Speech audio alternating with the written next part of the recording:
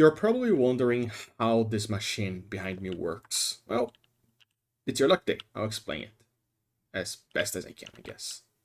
Well, first I have to go through a little bit of history. I'll go through that soon. But a while back, I've seen a post on Reddit talking about a block swapper. A simple machine that could swap two blocks, not two, but multiple concrete powders. I think it was made by Toasty or Toasty. I don't know how to spell that name. It works simply by using timings to push slime into the bottom falling sand so that it gets upwards velocity and goes to the top. Works like this. Well, at the time I thought about trying to make bad apple out of it, but I'm not good at redstone, so I had a little bit to learn. And yeah, I mean, you can see here the failed experiments to some extent. I mean, initially I was thinking of doing this and like having it on the side of a giant screen, right? So then I could use a line of observers. So like this is what my first idea was. So I have a bunch of these small modules here that are activated by the copper lamp. And I would have chests here to have the items. Because that was the very early design. This is something I have to explain quickly. That like, I knew I needed to compress the image information in some way. Because I could not just have a bunch of redstone lines saying yes and no, right? So I knew I was going to use an item chain that would use a comparator to detect if the item is big enough, right? Like, because you can use a stackable item and an unstackable item, right?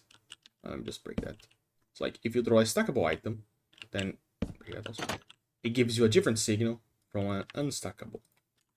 That way, I can detect when to make a change, because that's the one thing. I'm not storing.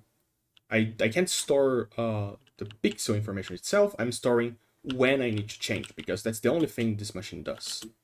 It can only change which block is on top. So I knew that I had to do that from the early go. I thought of this, but that's too big, and this is only for like an 8x8 screen, and this would be terribly looking. Is it 8x8? Yeah, probably. Also, it was just too massive. I had to compress it in some way because this would not work. Also, that was the screen I was targeting, and yeah, it's not that great. Also, one thing that's annoying is like it's not easy to stack this side by side, because this trick only works with a slime block. It does not work with a honey block, because a honey block is not bouncy. So like if I try to do here, it just destroys the sand. So it has to be a slime block, so I cannot have multiple of them to the side because they all stick together. When is Mojang adding colored slime blocks? I would like that. Anyways, so one thing that I had to solve early was how to stack them side by side. So I knew I needed some unmovable objects on the side. I found this dropper thing. I'm not sure if this actually is using any redstone, because it doesn't make much sense to me. But apparently if you power this dropper, somehow this dropper also gets an update and this observer detects that. So the power goes through. There's a problem here, but I didn't figure out at the time. So I had this, I made a giant screen, thinking that it would work somehow.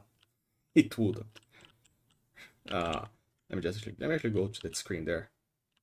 It's actually quite an interesting one, but this screen doesn't work, unfortunately. I had the amethysts and the obsidians in place, just I could replace later with pistons and slime blocks, because if I were to use structure blocks, the pistons would trigger because the observers will detect a change and it would be a mess. I mean, this was my original target, which was like I feel like it's like 32 screen by 32, I think. And I didn't do this. That's the final result. Anyways, so my first idea was to compress that. I had to then try to fit them together And I found this kind of weird pattern here. I don't know if I have a better one, but you can kind of see like each of the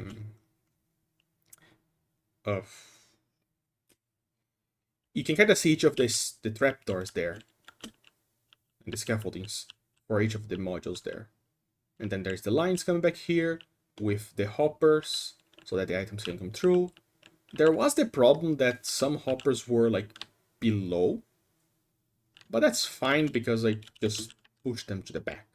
And then I have the clocking signal here that would release the item from the hopper. It was my initial idea. I then, after making this, I had to figure out how to sync them. Because each one of them is sending a signal in a different distance, but they all need to reach the top here at the same exact time. Otherwise, it's not going to look good. So for that, what I did was, figuring out zero tick stuff. Because, like, when you light up a powered rail, all of it lights up in the same tick. So this distance is much is the same tick, basically, until that guy triggers. The same happens with this for some reason. I have no idea why. Same here. So, like, this line here takes 3 ticks to get up, or something along those lines. I'm not exactly sure on the ticks, on how it works. Again, I'm not a good redstone guy. I think. But I'm using terminology by myself. But anyways, this has like 3 observer ticks to get up here. All this is only going to have 2 observer ticks. Or maybe even 1, I'm not sure exactly. Because the rail and this guy, 3 immediately.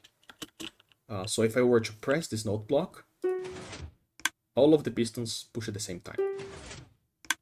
The exact same tick. Even though the signals are coming from very different length. I then just had to, do that multiple times back here and in multiple different ways to like line up all the signals up top. I don't think I have an example here to make them work, but yeah, I spent like a few nights working on this.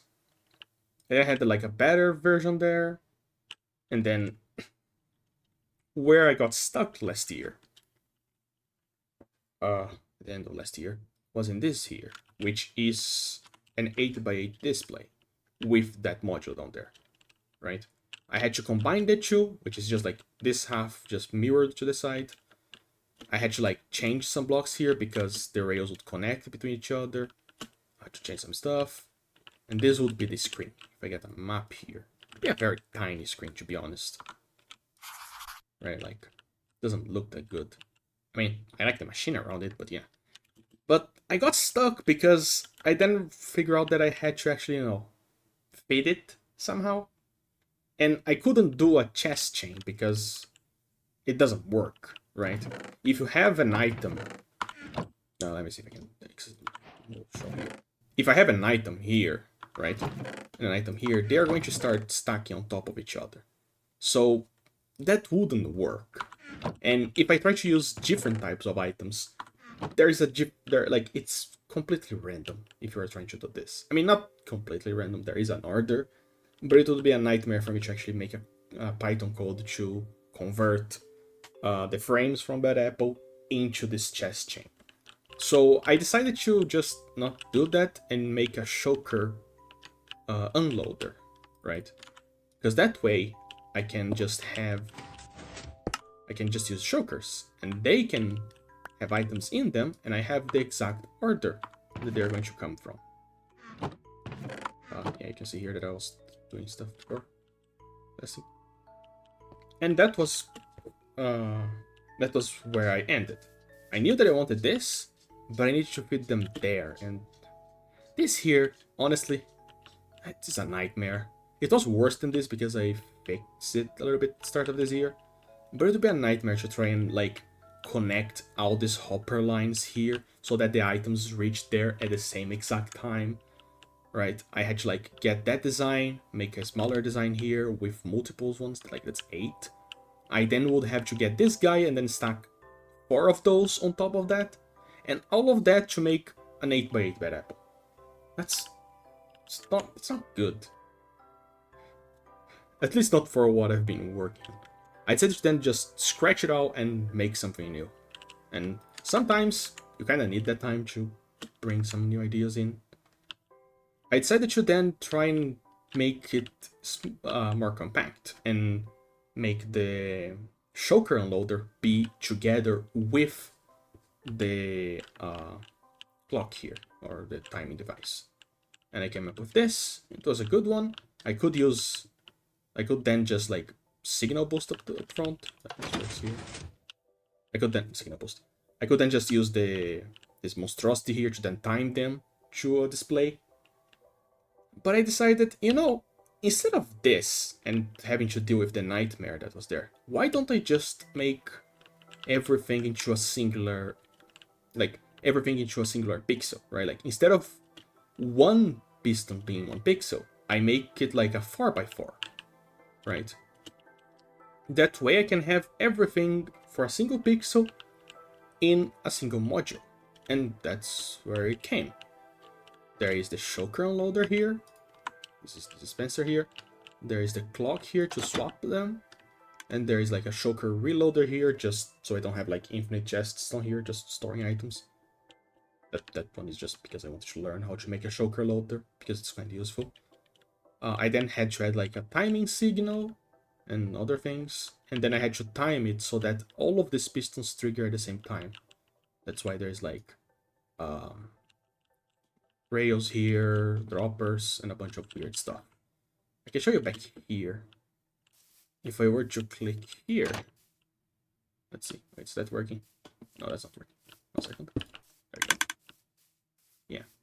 So if I were to click here, they all trigger at the same tick, and they are like in different spots. The only problem with this design was that there was some signal bleeding. Initially, the pistons were all like in a corner, like this design here. But there was like some signal bleeding between the droppers and the rails and all of that. I then had to make that other design that would move them a little bit inwards so that they wouldn't touch. But even then, there was still some bleeding because for some reason, I'm not exactly sure. I think that's like update order or something. If this line here was to push down, right, and move the snow powder below, the powder takes a few ticks to drop. But if you send a redstone signal here, they instantly drop. Like the tick they notice if there is like an update happening on the site. And that was a problem for me because I needed all of them to work individually without, affecting each other. So I then had to like redraw the pistons so that they were all in one central column. That way they are not touching anything other than anything inside here.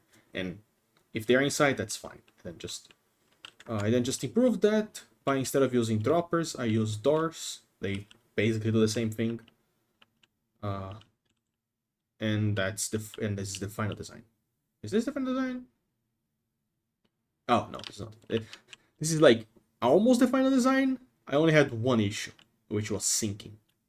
Because I'm going to make a big screen, that screen was like 24 by 18 of these modules. That's a lot. I had to make sure that the signal would release an item off the hopper would be hit at the right time for each of them, so I could control how the screen is displayed, because otherwise it would just like the top lines would be updated first, and then the second, and so on and so forth. Initially I thought about just having like, just have a clock here, but that didn't work. The signal here has to be powered on by default, and I didn't have that much space. So I had to dive into zero-tick stuff. And I have no idea how this works. I can show you like back here how it works, kind of. This line here, if I have a piston around here with me, yeah. Piston here, just place it there. This is a zero-tick line. If I were to update anything, it sends the signal down immediately, no matter the distance. There's of course like, you have to like just repeat the modules a little bit. I don't know exactly what the maximum distance is. Let's see. Does that work? Or is that... Yeah, that's too far. Yeah, and it updates the signal there immediately. I had to then compact it enough to fit in the module here. And then, I have a 0-tick line that I can just update once. I think I've showed you basically like what happened in the past, so let me actually go through the modules in here. This is like the basic thing, the basic structure, where if I send a signal here, or any changes here, the observer sees it, and sends a signal to swap the colors. So it's white up there, then it's black. This is just it upgraded with the hopper so that I can fit the items through. I had to make this movement here because, technically speaking, like this guy here is going to power this block, but this block is going to be this block here because they are all stacked next to each other. So I had to raise a little bit and put a transparent block so we can't power it. I had to learn that the hard way, by the way. It still works. If I were to throw, I actually have items down here. If I were to throw a stackable item, nothing happens. If I throw an unstackable item, it swaps. Then above this, in there, like you can see the yellow line there, above it, there's the green line up there, and it's this, which is the choker unloader. So let me actually get a few chokers here, drop them in here, and this is just a basic choker unloader. It's just going to take all the items from the chokers, drop them all here. We already have some there from the test that I did earlier, and it's going to break the choker and put the next one immediately. So press it twice. Just make sure that you see it working. In this example here, the chokers do go into this line, but in the actual machine itself, they're going to go here, into the other thing. They go there because I don't have a redstone signal to time when the hopper can eat an item. With the blue line, I can do that. This is just the choker loader. It's just a simple one. It just takes choker input here and then it breaks that. Because I have like the line of the chokers and the line of the items. The items drop here. The items won't be in the same order as they come in because they can like stack on each other. I'll show you later how the items look in there. This is the 1-tick line that I showed you. I learned this from someone YouTube. I'll put the link on the description and probably show here. I just don't have it right now. But it's witch magic to me, by the way. Because the signal can be sent both ways, by the way. Like I can send it this way, or I can send it this way. And I have no idea how this works, but it works. And finally the tower that just syncs everything. All the pistons up there just work at the same time. And these are the components. All of them together make this mess. You can see here the giant redstone line.